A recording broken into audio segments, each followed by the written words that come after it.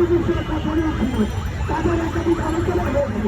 ওই কারণে আমি এখন হত্যাকার জন্য আমাদের স্বাস্থ্যে এবং আমাদের যারা হতো ও শহীদ ভাইরা রয়েছেন ছাত্রদের উপরে রক্তাক্ত হামলার জন্য অবশ্যই বিচারের আওতায় আনতে হবে। আমরা আমাদের জায়গা থেকে স্পষ্ট করে বলতে চাই, যেই ফাঁসিবাদের দোসররা এখনো বাংলাদেশের বিভিন্ন জায়গায় বসে বিভিন্ন ষড়যন্ত্র এবং নীল নকশার চেষ্টা করছে, খুঁজে বের করে ওই জায়গা থেকে উৎপাদন করতে হবে।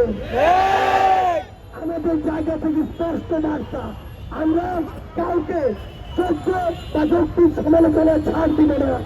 আমরা মাননীয় স্বরাষ্ট্র উপদেষ্টাকে বলতে চাই, আজকে আমাদেরকে বলুন 5 তারিখ চলে গিয়েছে, আজকে 26 তারিখ, এখনো পুলিশ কেন পুরো দলের মাঠে নেই।